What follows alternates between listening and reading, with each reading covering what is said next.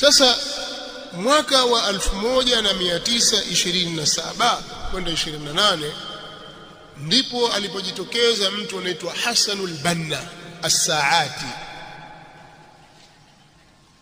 Misri. Huyu kwa mwalimu wa shule sehemu ya mkoa mmoja kitwa Al-Buhaira, akaanzisha chama cha Kiislamu kinaitwa Al-Ikhwan Al-Muslimin.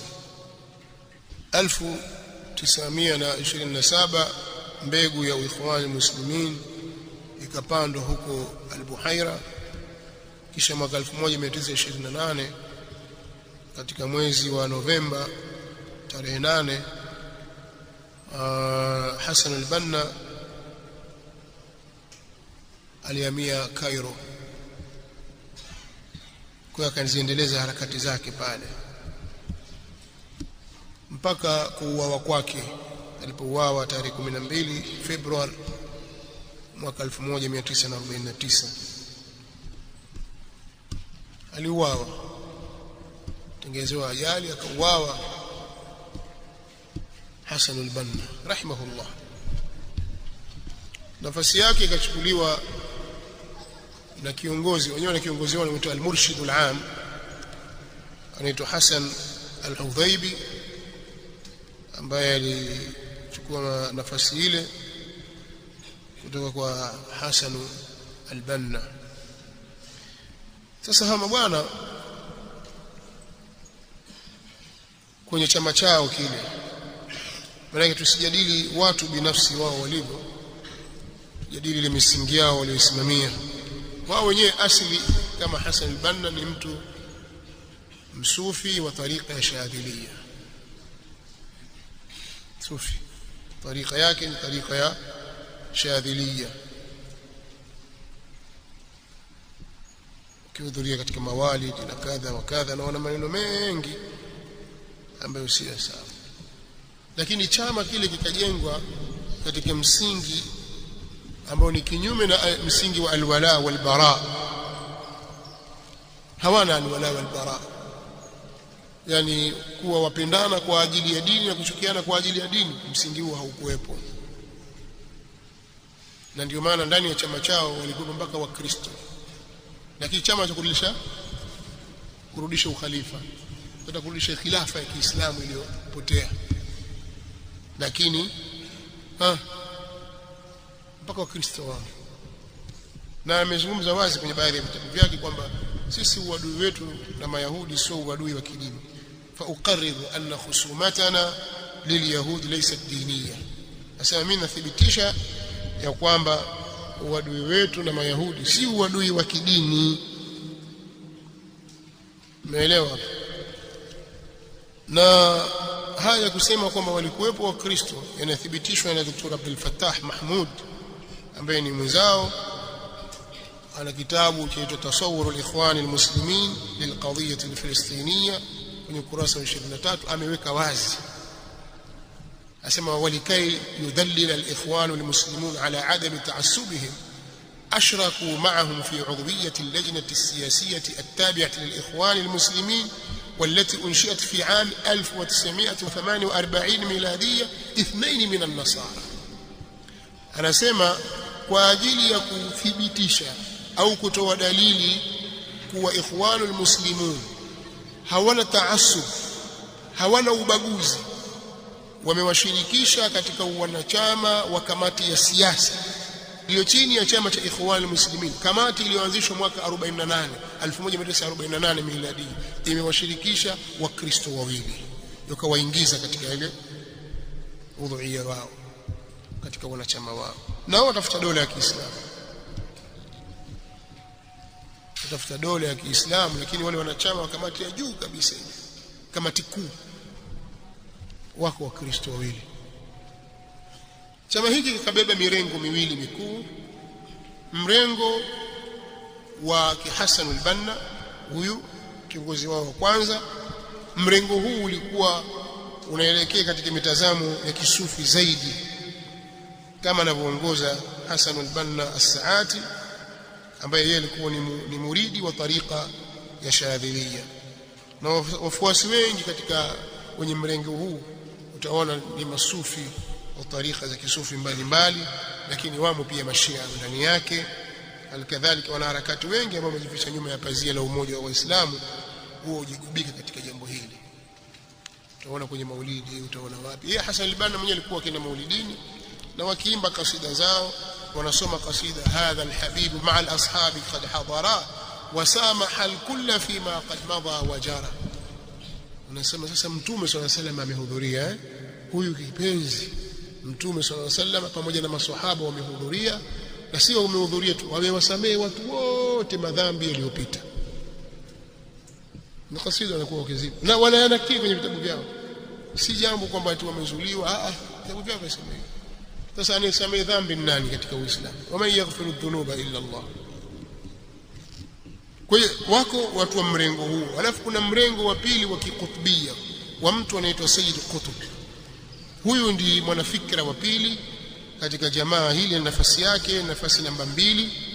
Bwana huyu alizaliwa 1906 akafariki mwaka 1966 kwa kunyongwa. Alikamatwa mwaka 54 akahukumiwa, akakaa yuko ndani mpaka mwaka 64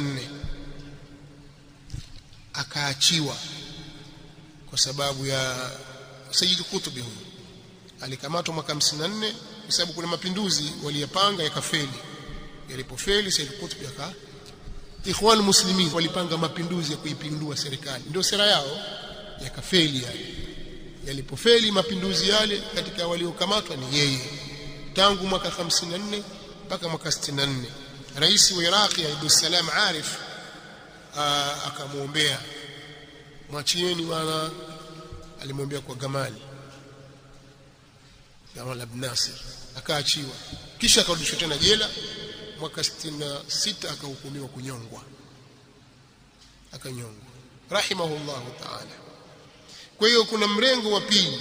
Mrengo huu ni mrengo uliokaa kigaidi zaidi, unaongozwa na fikra za mwanaharakati huyu, na chini ya fikra zake pamezalikana makundi mengi ya kigaidi kama vile Al-Qaida, Daesh, IS wale na makundi mengine ambayo hujiita kwa majina mbalimbali, na wengine wakajiita salafia pia, salafia jihadia, salafia qitalia, lakini wanajificha tu, wao ni maikhwani katika mrengo wa nani? Wa Sayyid Qutb. Masala ya kuleta fikra ya takfiru almuslimin wa kufurisha waislamu bila ya hatia wala kuzingatia vigezo, sio manhaji ya ahli sunna wal jamaa. Kwa miongoni mwa mifumo yao ambayo imekhalifu ni hili la kuwakufurisha waislamu kiholela, kuanzia watawala na raia wao. Yule kafiri tu, za Kiarabu za makafiri tu au wanafiki hao. Hizi lugha zipo katika midomo ya watu walio kinyume na manhaji ya salaf, lakini zimerithiwa kutoka kwenye vyama hivi na wanaharakati mbalimbali duniani.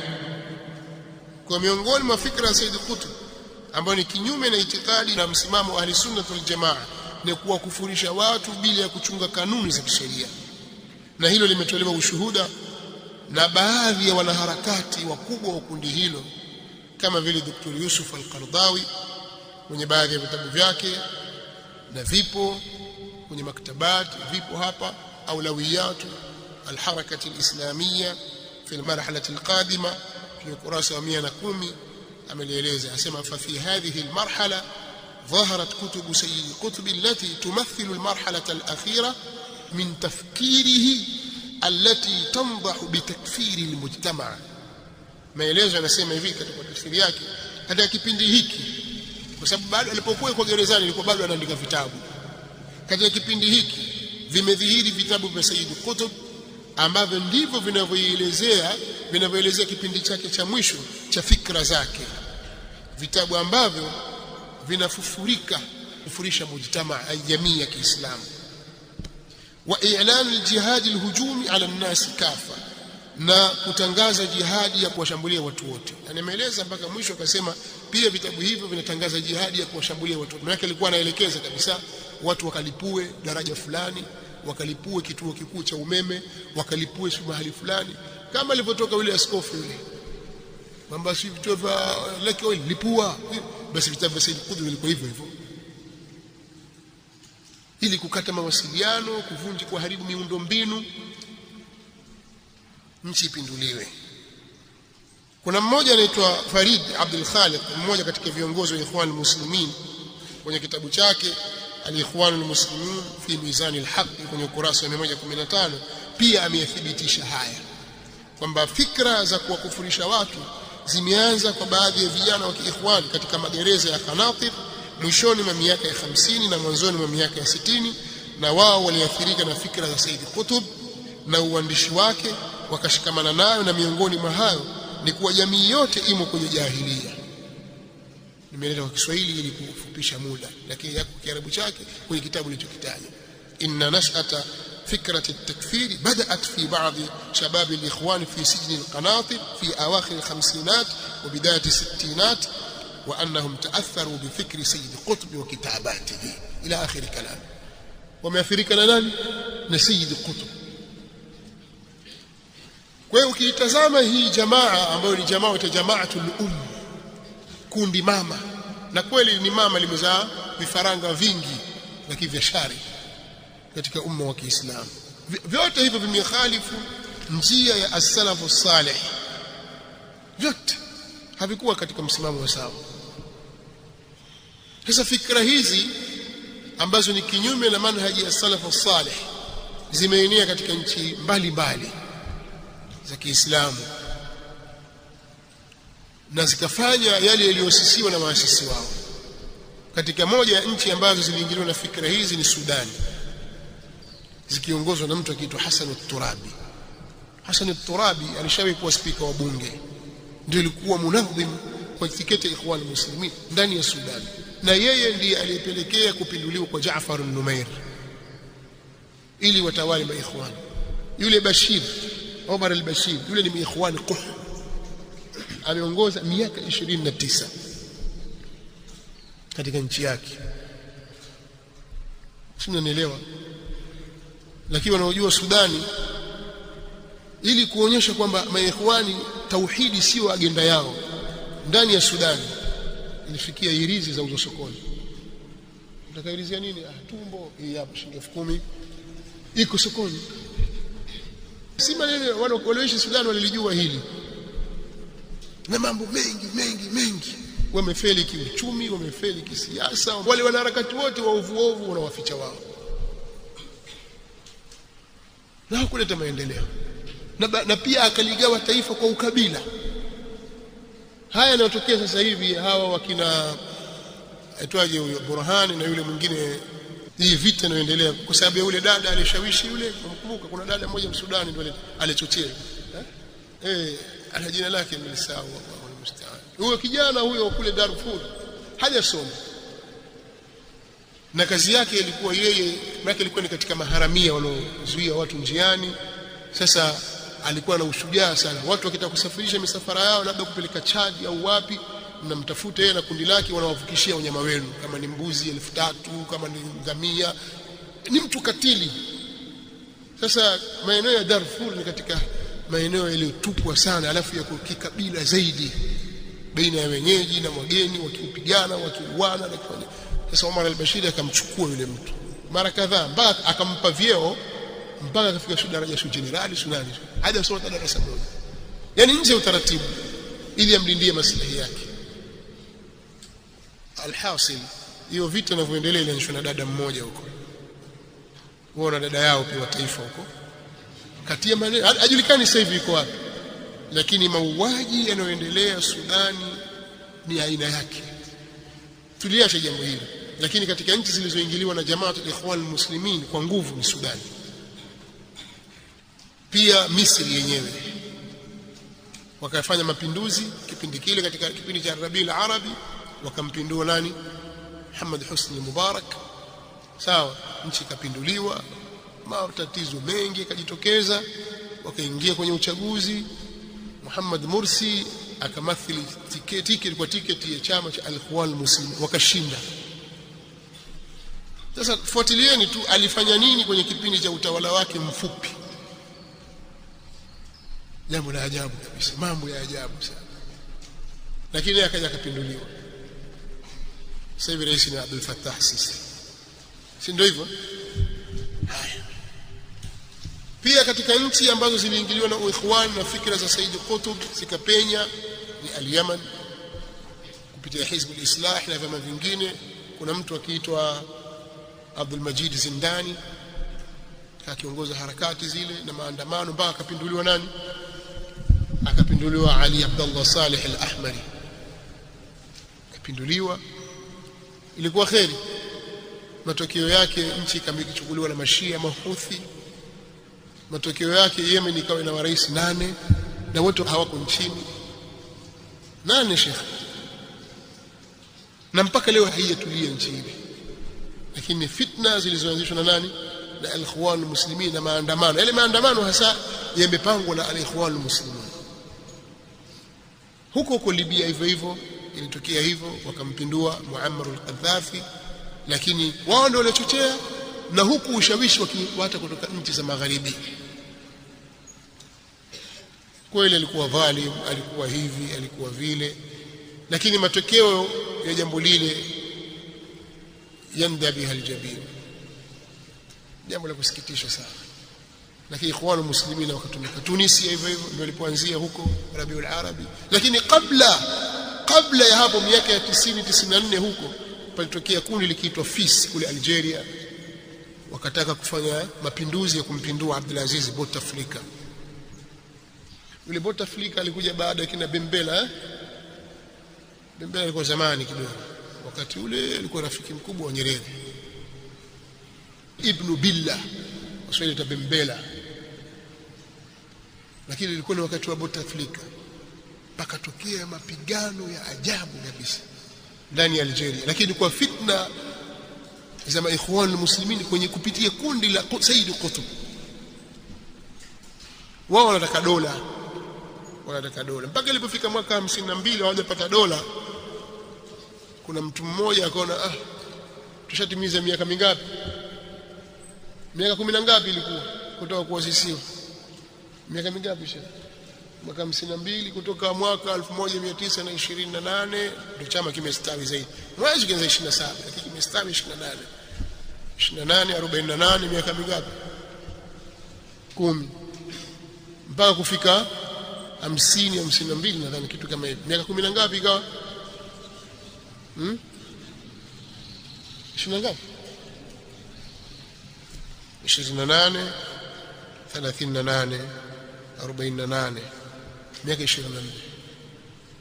Mwambie Mtume SAW amekaa Makka Madina miaka yote, dola alisimamisha. Amekaa miaka 10 na ngapi Makka? Mbona mimi fika mpaka miaka 52 bado dola haisimami?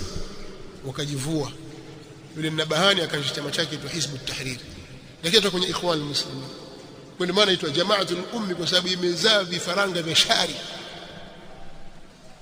Hawa jamaa baada ya mapinduzi yalikufeli, wengi wao wakakimbia nchi za Kiarabu za Khalij, yani ya Gulf.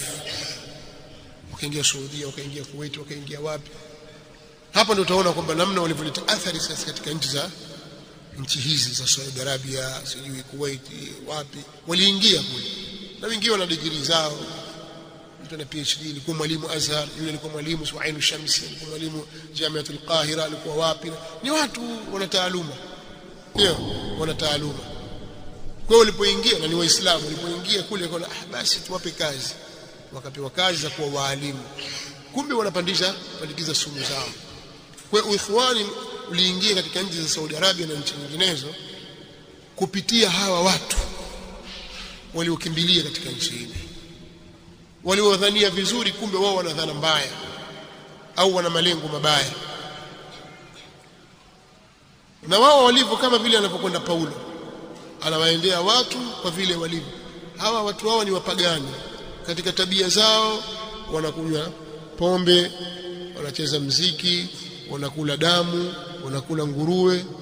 Basi yeye anawahalalishia pombe, damu, mziki, nguruwe, lakini mumkubali tu Yesu.